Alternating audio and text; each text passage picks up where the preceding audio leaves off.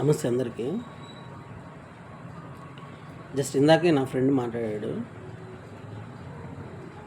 ఆ చిన్న విషయం మీద నేను మళ్ళీ వీడియో తీద్దాం అనుకున్నాను. మీరు నా మాట అనేది తప్పు అయితే మీరే చెప్పండి, కామెంట్ రూపంలో తెలియచేయండి. నేను ఆలోచన కరెక్టా కాదా మీరే చెప్పండి. బ్రిటిష్ వారి నుంచి అంటే వాడు అడిగిన క్వశ్చన్, మా ఫ్రెండ్ అడిగిన క్వశ్చన్ ఏంటంటే, అన్న నువ్వు ఇట్లా మాట్లాడుతున్నావు కదా, నీకు ఆపోజిషన్ పార్టీ వాళ్ళు లేదా నీకు అపోజ్ చేసే పర్సన్ వచ్చి నీకేమన్నా ఇంజురీ చేస్తే ఏందన్నా, లేదంటే నిన్ను తర్వాత వాళ్ళు వచ్చినప్పుడు ఏదైనా చేస్తే ఏందన్నా, నీ పరిస్థితి ఏందన్నా. ఒకటి చెప్తున్నాను, తప్పుగా అయితే నేను మాట్లాడుతున్నాను. రెండోది, నేను సొసైటీలో బతుకుతున్నాను, నేను అడవిలో బతకట్లేదు. అవునా? రైట్. మరి నేను సమాజంలో బతుకుతున్నప్పుడు సమాజం గురించి మాట్లాడకపోతే నేను మనిషిని అవ్వను, జంతువుని అవుతాను. అయితే ఇక్కడ వాడెవడో చేస్తా అంటున్నాడు కదా, ఒకటి గుర్తుపెట్టుకోండి. వాడెవడో నన్ను చేసేవాడు వాడి ఫ్యామిలీని గురించి ఆలోచించుకోకుండా వచ్చేవాడైతే మూర్ఖుడు అవుతాడు. వాడి ఫ్యామిలీ గురించి ఆలోచించుకుంటే రాడు. ఎందుకనంటే రాజకీయ నాయకులకి అలా చేసి ఎంతమంది జైళ్ళల్లో అడుగు తింటున్నారో ఇప్పుడు చూస్తున్నారు.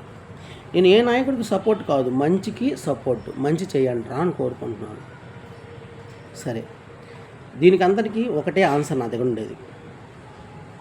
స్వాతంత్ర సమరయోధులు ఎంతోమంది ప్రాణత్యాగాలు చేశారా? బ్రిటిష్ వాళ్ళకి వాళ్ళ ప్రాణాలను అర్పించేశారు. వాళ్ళంతా అర్పించకపోతే మీరు ఇప్పుడు బతుకుతుండే బతుకు ఉండేదే. మన దేశం వాళ్ళు అంటున్నారే, దేశ ప్రజలు ఇండిపెండెన్స్ వచ్చిందని, అది వచ్చిండేదే? మీరు ఆలోచించండి. ప్రజలు మర్చిపోయారు మీరు మోసాలు చేస్తున్నారని. ప్రజలకు అర్థం కావట్లేదు మీరు మోసం చేస్తున్నారని.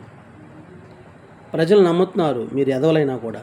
ప్రజలు ఇంకా మోసపూరితంగానే ఉన్నారు, వాళ్ళే మోసం చేసుకుంటున్నారు. ఎందుకంటే వాళ్ళ ఫ్యామిలీ కోసం. అలాంటప్పుడు స్వాతంత్ర సమరయోధుల్లో ఏ విధంగా అయితే అన్నారో నేను కూడా ఒక సమిధిలాగా కరిగిపోతా, ఇబ్బంది లేదు. అర్థమవుతుందా? సమాజం కోసము పోయేదానికి నాకేం ఇబ్బంది లేదు. So no problem. అర్థమవుతుందా? గుర్తుపెట్టుకోండి, సమాజంలో జరిగేవి అన్ని అకృత్యాలే. వాటిని మీరు ఆలోచించకపోతే మీరు నాశనం అయిపోతారు. ఎందుకంటే మీరు కూడా సమాజంలో బతుకుతున్నారు, మీ పిల్లల కోసం కష్టపడుతున్నారు. ఒక ఇద్దరు పేరెంట్స్ చెప్తాను వినండి. ఇద్దరు పేరెంట్స్ కష్టపడి ఉదయాన్నే నుంచి సాయంకాలం వరకు కష్టపడి వాళ్ళ బిడ్డలను చదివిపిస్తున్నారు. ఇద్దరు బిడ్డల్ని అనుకోండి. వాళ్ళిద్దరు బిడ్డలు చదివిన తర్వాత వాళ్ళకి జాబ్ రాకపోతే వాళ్ళు ఏమవ్వాలా? జాబులు ఎక్కడొస్తాయి? ఇప్పుడు బీటెక్లో ₹1,00,000 వస్తుందని బీటెక్ చదివించారు. ఇద్దరు బీటెక్ చదివినారు. అర్థమైందా? బీటెక్ జాబ్ ఎక్కడ వస్తుంది? కంపెనీస్ ఉండేది అక్కడ వస్తుంది. కంపెనీస్ అంటే సాఫ్ట్వేర్ కంపెనీస్ ఉండేది అక్కడ వస్తుంది. సాఫ్ట్వేర్ కంపెనీస్ ఎక్కడ ఉన్నాయి? ఏపీ స్టేట్లో ఉన్నాయా? లేవు. సరే, బెంగళూరు లేదా హైదరాబాద్ వెళ్ళారు. నేను హైదరాబాద్లో ఉన్నాను. అర్థమవుతుందా? ఆకలి జీవితం అనేది అక్కడ అనుభవించాను. మీ పిల్లలు కూడా వెంటనే జాబులు రావు. ఒక సంవత్సరం ఆ కోర్సులు ఈ కోర్సులు చేశారు. చేసిన తర్వాత మళ్ళీ కంపెనీస్కి వెళ్తే వాళ్ళు ఎక్స్పీరియన్స్ అడుగుతారు. మీకు తెలుసా? నువ్వు కష్టపడి చదివించావే, నువ్వేమంటావు?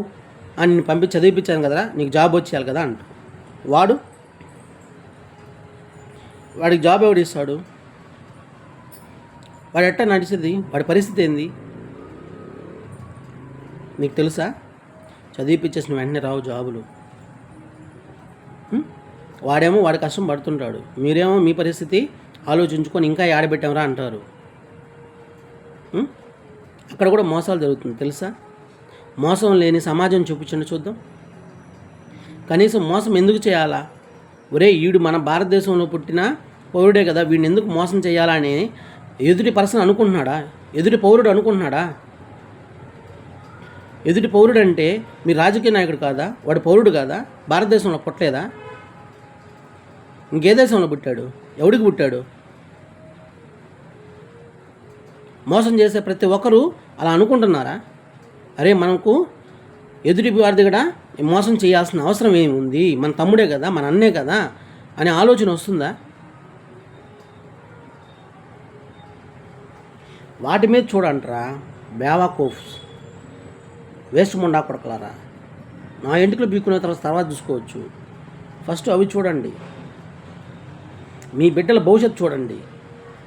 మనం ఇప్పుడు నాకతనం జాబులు లేక అవి చూడండి. ఎందుకు కాకూడదు? మరొక యునైటెడ్ స్టేట్ ఎందుకు కాకూడదు? మనలో మేధావులు లేరా? మన వాళ్ళు ఇతర దేశాలకు వెళ్ళి రాణించట్లేదా? వాళ్ళకి ఇక్కడే సంపాదించుకోలేరా? ఇక్కడ రాణించలేరా? ఇక్కడ ఏముంది? కరప్షన్ ఉంది. ఇక్కడ ఏముంది? స్వార్థం ఉంది. అక్కడ అవి లేవు. మీరు కావాలంటే వాళ్ళని ఇతర దేశాలకు వెళ్ళిన వాళ్ళని అడిగి చూడండి. మేధావుండా కొడకలారా, ఎప్పుడురా మీరు బాగుపడతారు? మీరు బాగుపడితే కదరా మీ పిల్లలు బాగుపడతారు. మనకుండే జీవితం చాలా చిన్నది. ఆ చిన్న జీవితంలో నువ్వు అసలు మీ జీవితం అంటే ఏంది? అసలు పుట్టావు, పెరిగావు, మళ్ళీ పెళ్లి చేసుకోవాలా, మళ్ళీ ఈనావు, మళ్ళీ ఓళ్ళు పెరగాల, మళ్ళా వాళ్ళు పెళ్లి చేసుకోవాలా, మళ్ళీ వాళ్ళు ఈనారు. అంతేనా కాదా? ఈ పెరుగుదల ఎలా వస్తుంది? మోసాలు చేసుకుంటే వస్తుందా? అవతల స్టేట్లో చూస్తే ముక్కు ఫ్యామిలీ, యువతల స్టేట్లో చూస్తే పోతి నా కొడుకు, సొంత వాళ్ళని. ఎందుకురా బాబు? ఏం నేర్పిస్తున్నాడు ఆడు సమాజానికి?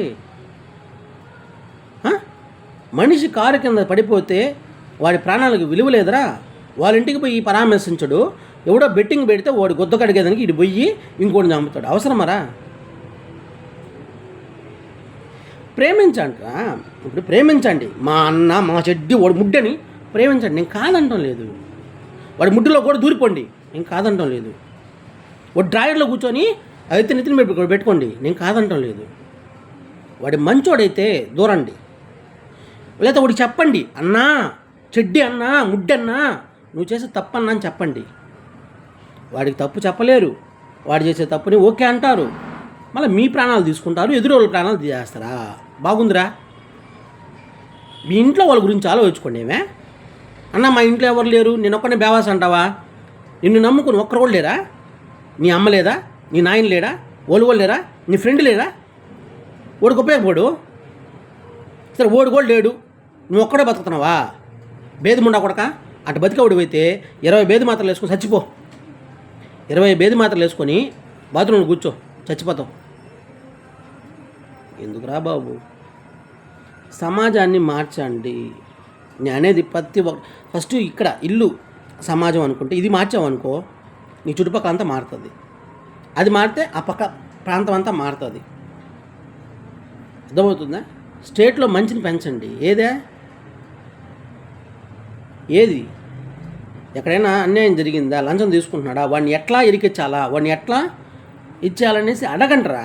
ఇప్పుడు ఒక 50 మంది పోండి, 50 మంది వెళ్ళండి, అయ్యా పలానా దగ్గర ఇట్లా జరుగుతుందయ్యా, మీరు ఎమ్మెల్యేని పెట్టారు అక్కడ, డెమెల్ ఎమ్మెల్యేని, వాడేం పట్టించుకోవట్లే, అదో పలానా దగ్గర లంచం తీసుకుంటున్నారు, వాళ్ళని డిస్మిస్ చేయండి. సస్పెండ్ కాదు, సస్పెండ్ అనే మాట మీకు ఎందుకు వస్తుంది? చట్టంలో ఒక రూల్ మార్చండి. జాబులు ఎప్పుడు కూడా 2 వర్గాలకే, ఒకటి ఉన్నోడు, ఇంకోటి లేనోడు. ఈ రెండిట్లోనే ఇవ్వండి. పథకాలు ఏదైనా సరే ఉన్నోడు లేనోడు ఈ రెండింటికే ఇవ్వండి.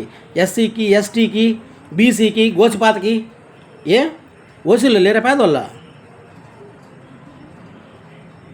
ఒకటి ఏదైనా తప్పు జరిగినప్పుడు దాని వెనక ఎక్కువసేపు ఉండాలా. ఎవడికి వాడు స్వార్థం చూసుకుంటే ఏం నాకుతున్నారు చెప్పండి? చదువుకున్న యువతకు ఏం నేర్పిస్తున్నారు అసలు మీరు? రమణ కొడకలారా పండే.